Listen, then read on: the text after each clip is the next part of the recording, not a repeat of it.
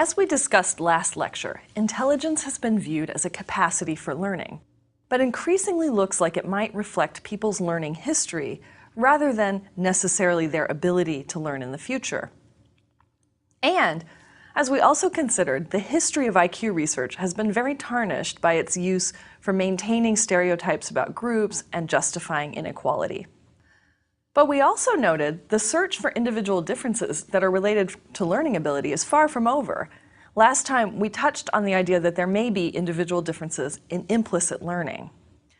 Such differences, though, remain totally consistent with the idea that some people are simply better than others at learning in general, an idea which many people find distasteful or troubling. It's certainly not egalitarian.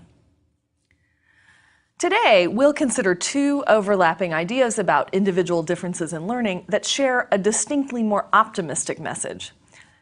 Namely, that we're all good at some things, but not others, and that we may all differ in the way we like to learn. And these ideas are, respectively, the notion of multiple intelligences and the notion of learning styles. Now, the idea of multiple intelligences was initially proposed by Howard Gardner several decades ago. From Gardner's view, an intelligence was a biopsychological information processing capacity. And the nature of an intelligence depended in part on the type of information that it was being used to process. So, in contrast to the kinds of abilities measured by IQ tests, Gardner argued that people actually demonstrate intelligence in what he called a domain-specific way. And because of this, if we focus too heavily on intelligence tests and IQ, we ignore many other ways in which people could demonstrate high levels of intelligence. Now, initially, Gardner proposed 7 kinds of intelligence. Logical mathematical intelligence, which is one of the kinds of intelligence assessed by IQ tests, was one. Now, this is the kind of intelligence that contributes to reasoning, mathematical computation, and other kinds of math and logic tasks. Now, a second kind of intelligence Gardner proposed was spatial intelligence. This is a different kind of intelligence, and it's also partially captured by IQ tests, and it has to do with people's understandings of space. A third kind of intelligence is verbal intelligence, and this is the kind of intelligence that lets people play with words, make elegant and persuasive arguments, understand and make inferences from what they read, and even make a really good pun now and then. And this is a kind of intelligence that's also measured on IQ tests. Now, as an aside, some research suggests that this type of intelligence is the most evident to others, actually, and that verbal intelligence is one of the ways we come to decide that someone in our everyday lives is more or less intelligent. Now, in addition to those 3, though, Gardner also proposed that there were interpersonal intelligences. These are the abilities to navigate relationships and social interactions with skill, and some people might actually call this political acumen. And there's also musical intelligence, which involves great abilities with melody and rhythm. And there's kinesthetic intelligence. This involves capacities for movement. Michael Jordan is a shining example of this kind of intelligence. And finally, Gardner proposed that there's a kind of intrapersonal intelligence, intelligence about the within the person. And this is the ability to be aware of your own feelings, motivations, and thoughts, and to be accurate in perceiving those feelings and motivations and thoughts. Now, more recently, Gardner has proposed that there might be additional kinds of intelligence having to do with spirituality and having to do with intelligence about nature and natural systems. But he cautions us that currently there's relatively little evidence to demonstrate that these new types of intelligence exist. And that brings me to the issue of what would we need to demonstrate that there is a kind of intelligence. One thing we need evidence that these different kinds of intelligence, these 7 kinds that Gardner proposed, as well as any others, are actually separate from one another, that they're distinct abilities. Now, recall that last lecture we talked about this idea of a correlation. That's a number that indexes how closely related 2 different variables are to one another. Now, remember, correlations can range anywhere between -1 and +1, and a correlation of 0 means there's no relationship between 2 variables, and a correlation of -1 or +1 means the 2 variables are perfectly related. If I know the value of one variable, I can tell you the value of the other. And positive correlations mean variables follow a pattern where more of one variable goes with more of another. We talked about more IQ being related to, say, more education. And negative correlations go in that other direction. The fewer stressful events in a person's childhood, the more life satisfaction the person experiences as an adult. Now, of course, in the real world of real data, we don't see correlations around 1 very often. We usually get numbers in between. And you may recall that correlations around 0.3 suggest that 2 variables are meaningfully related, but they're still distinct. And correlations around 0.8 and up, 0.7 and up, suggest 2 variables are more or less capturing the same thing. Now, to collect this kind of evidence about distinct forms of intelligence, we face some problems. For many of Gardner's proposed intelligences, there aren't any easily administered tests. Now, for standard IQ tests, of course, we have those 3. We can look at logical and mathematical intelligence, spatial intelligence, and verbal intelligence, and we can measure all 3 of those. And it turns out, in many cases where it's been possible to do so, the relationships among spatial intelligence and verbal intelligence, for example, they fall in a gray zone. They certainly are not 0. They're actually quite a bit larger than 0.3, which would suggest separate but related abilities. But they're not so large that you can definitely say these are one thing. That is, they fall a bit short of that 0.8 mark. In the rare cases where people have done more intensive assessments of abilities, like observing actual job performance, those measurements also turn out to be highly correlated with IQ tests. So given what you know about confirmation biases, what this means is everyone can draw his or her own conclusion about those abilities. So researchers in favor of the idea of one intelligence view this evidence as indicating that Gardner's wrong. All intelligences are related. And in fact, one quote is, "There are no multiple intelligences, but rather, it is argued, multiple applications of the same multifaceted intelligence." And not surprisingly, Gardner and his supporters view the evidence in precisely the opposite way. And this, after our lecture on learning as theory testing, should surprise none of us. It's confirmation bias in action. Well, let's suppose we throw Gardner a bone and we say, okay, let's treat these as distinct performances on tests that are related to distinct forms of intelligence. Let's assume they're not just multiple indicators of one underlying intelligence. So if we do that, there are 2 additional issues we have to resolve. Because for our purposes, we're not really interested in multiple intelligences per se. Rather, we're interested in whether different intelligences are related to differences in how different people learn. Now, at first, an obvious question is whether the intelligences relate meaningfully to learning. Are people better at learning in areas where they have higher intelligence? Possibly. Let's look at just one focused piece of evidence in this regard. In math and science, we often encounter material that's presented visually. So if we have higher spatial abilities or spatial intelligence, are we better able to learn from visualizations? Now remember, spatial intelligence includes things like navigation and wayfinding and constructing cognitive maps. It also includes some other visual abilities, like being able to mentally rotate an object we're looking at. Well, Tim Hoeffler pooled a large number of studies to look at this question, and in general, across the studies that he looked at, higher spatial intelligence, measured on standard IQ-type tests, is associated with better learning from visualizations. So, if I take someone who scored high on a spatial IQ test, and I then give them some pictures, they learn more from those pictures or figures than someone whose score on the spatial IQ test was lower. But it matters what types of visual images you're trying to learn from.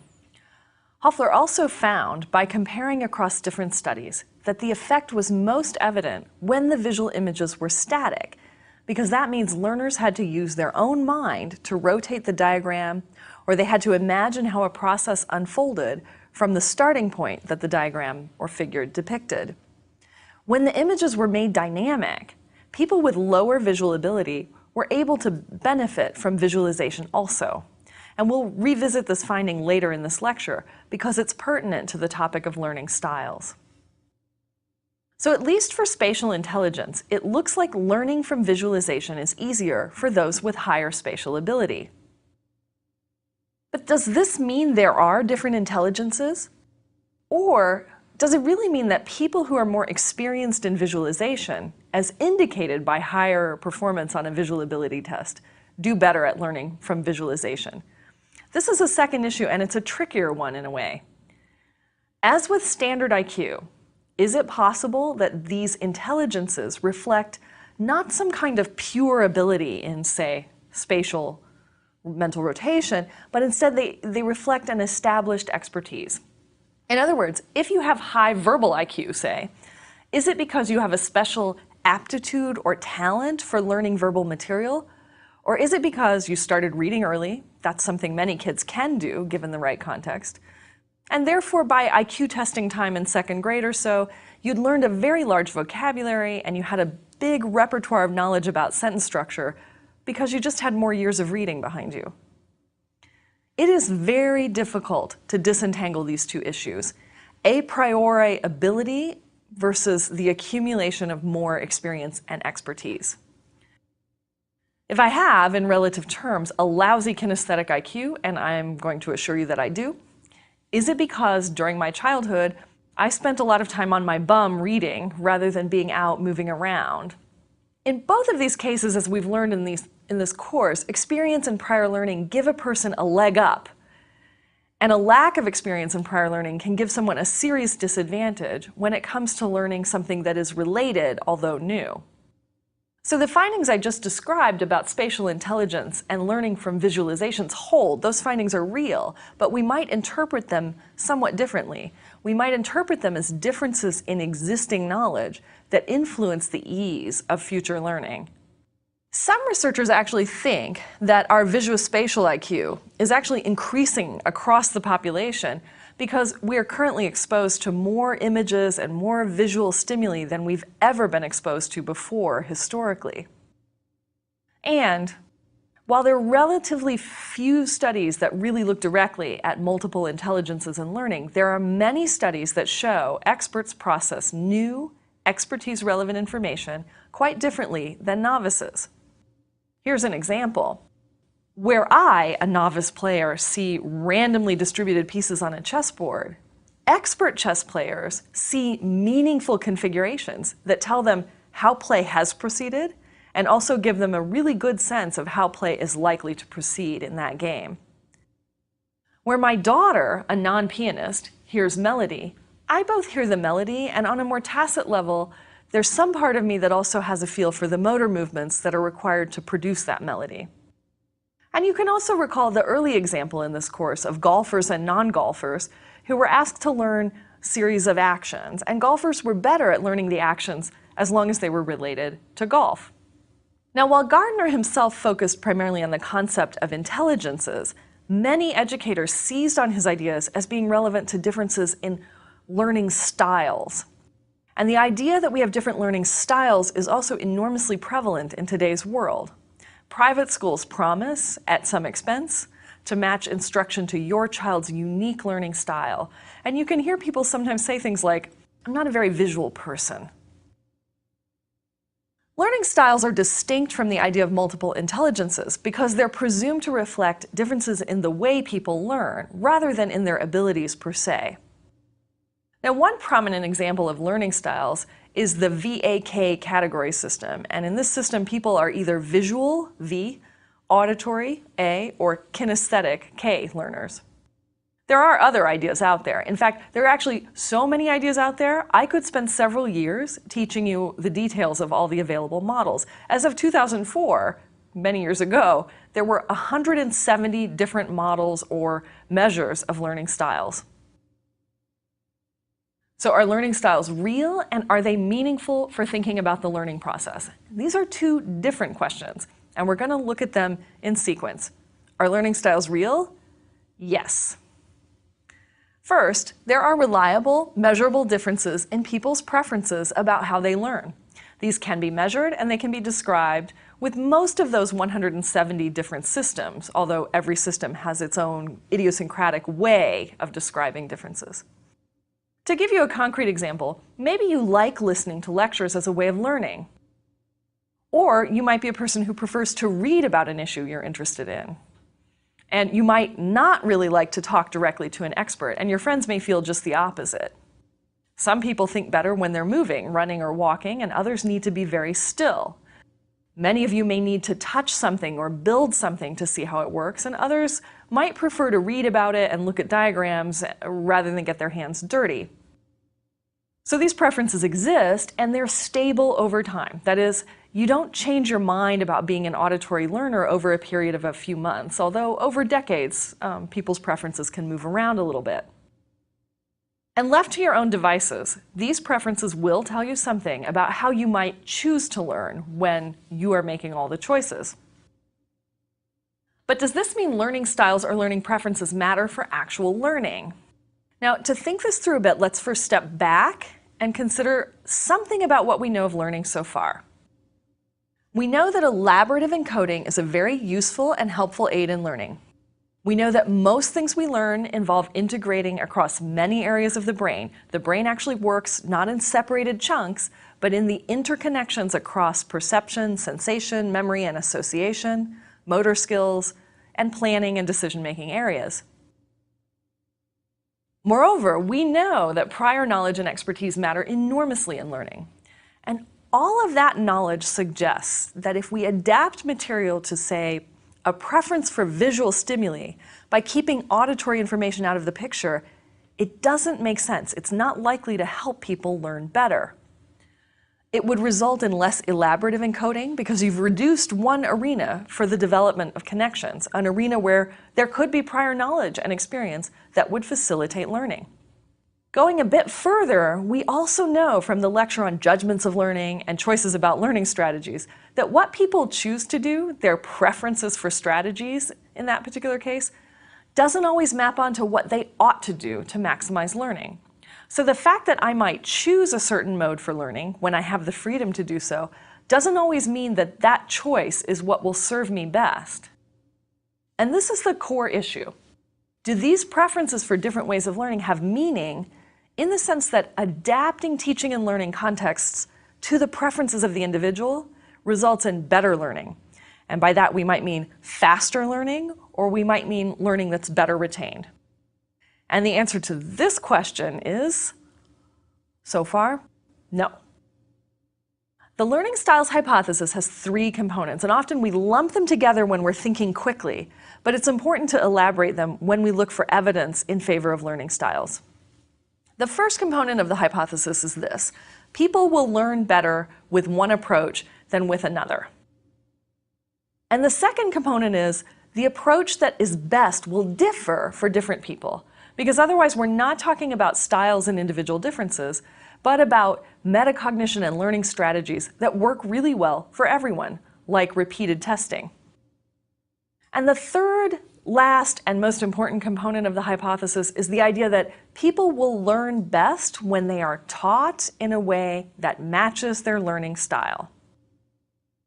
Now, to fully test this hypothesis, researchers need to conduct studies where learning styles get identified, and within each group of people that shares a particular learning style, people are randomly assigned to either get instruction that matches their preferred style or to get instruction that doesn't match their preferred style.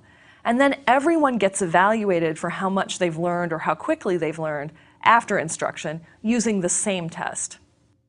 Now, the learning styles hypothesis would get supported if the results were something like the following. For each learning style group, people who got their matching instruction, like visual learners who got a visualization-heavy instruction, do better than participants who have that style but get, say, auditory instruction. Now, a comprehensive review of this literature by several prominent psychologists found a very tiny number of studies that actually tested the learning styles hypothesis in this way. One of their favorite studies looked at learning of computer-presented information about electronics and visual or verbal learning styles assessed in a number of different ways. Now, across 3 experiments, people were assigned to receive a help screen that was either verbal or visual in nature. And for some people, the help screen matched their preferences, but for other people, the help screen was at odds with their preferences. So a visual learner got a verbal help screen. Now, across all 3 of the studies, and many different ways of classifying people as visual or verbal learners, the researchers found no evidence at all that people should receive information matched to their learning style in order to optimize learning. Another example study assessed people's preferences for visual or verbal learning using a questionnaire. And people were then randomly assigned to be presented with a list of concepts visually in the form of line drawings, or verbally as a spoken list, or both visually and verbally. You saw the pictures and you heard the list spoken out loud.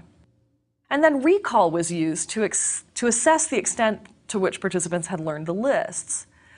And in this case, visual presentation, with or without verbal stimuli, yielded superior learning, regardless of what participants preferred in terms of learning styles. Only one study of all the studies that the researchers looked at actually supported the idea of learning styles, and that particular study had some odd features. Somewhat unusual methods were used to assess learning outcomes, and the authors of this particular article felt like those features of the study made it somewhat suspect. It wasn't ideal evidence. So is the take-home message that everyone benefits from certain ways of learning and we should drop our search for individual differences that might require different approaches to learning? To some extent, yes. Given what we've covered thus far, multimodal presentation works better for most people, regardless of whether they are right or left-brained or VA or K. And visual presentations can be very strong for learning in general. We are very visual creatures. But our expertise or our prior learning about how to use visualizations is also going to matter in this regard. Let's focus on one area where there's good reason to keep investigating possibilities and to do so actively. Recall in the Bible, the book of Matthew, the phrase, "To them that hath, more shall be given." We learn over and over and over again that there is a kind of Matthew effect in learning. To those that have more prior knowledge, more knowledge is acquired and with greater ease.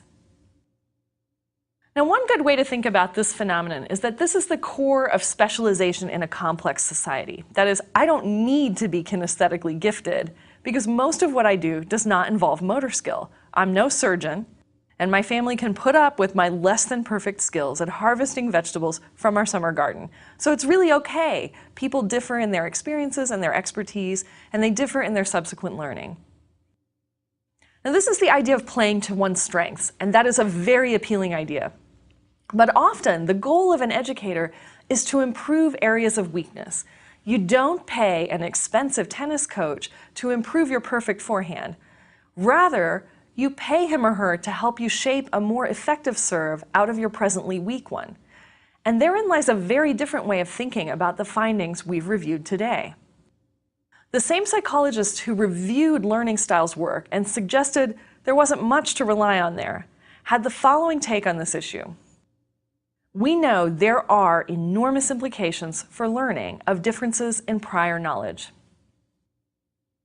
Instead of looking at multiple intelligences or learning styles as the place to fix the way we educate people, researchers interested in enhancing learning might spend more time and effort on other things.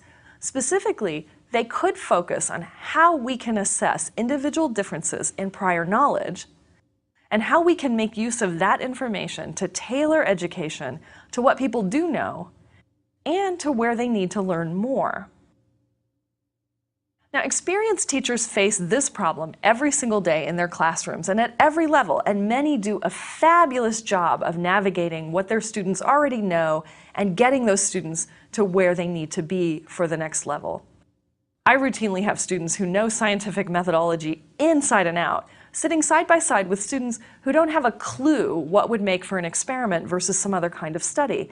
My charge is to help the ones who know a lot already think about the tougher material and grow, while also ensuring that the complete newcomers leave my course understanding the basics. Now, research in this area is in many ways not integrated into a single understanding, but we know enough to already outline some important possibilities just from previous lectures in this class, and those possibilities are supported by some findings in the available research literature. First, we discussed how more advanced and knowledgeable people may be better able to benefit from discovery-based learning as compared with truly novice learners. And that's consistent with the findings that discovery-based learning, in its moderate forms, actually works better in adulthood than earlier in the lifespan. It's also consistent with other research findings. For example, that more advanced learners, people who come in with more prior knowledge, they benefit from having less structure. That is, they do better when the teacher is less directive and when they get less explicit guidance. Less advanced learners, the people with less prior knowledge, actually benefit quite a bit from having the teacher do more explicit and directive things in the classroom, give them more structure. Now, second, understanding what assumptions learners bring to their learning can be really helpful for shaping the way that instruction unfolds. For introductory psychology majors, for example, they often don't conceive of psychology as a scientific field, and this needs to get introduced to them before we begin to lecture about this or that research experiment. For more advanced students within the major, the idea of psychological science is an old hat idea. And similar to this, when we discussed work on scientific understandings by Michelin Chi, we talked about the process of learning as a change in models. That change is easiest to support for learners if we know what the starting model is about. A third implication from our past work is that all people may benefit from knowing more about metacognition, the things that distort our understanding of our own learning, and the strategies that are effective but strangely unused by learners. Where learning styles may need to be retained as an idea is in the area of motivation. Now, while learning in one's preferred style may not have anything to do with learning outcomes, if it affects people's interests and motivations, it may still be a very useful concept for us to think about. And as we mentioned, preferences about how to learn are real and they are somewhat stable. It's really true that I prefer to read in order to learn, while my mother prefers to watch videos. So when we find a chef who can teach us how to prepare South Indian-style foods, my mother watches the chef's public television show, and I buy the chef's cookbook. So to some extent, learning styles may be a useful starting point for thinking about how to motivate people. And in the next lecture, we'll actually consider individual differences in interests and in motivation as they affect people's learning.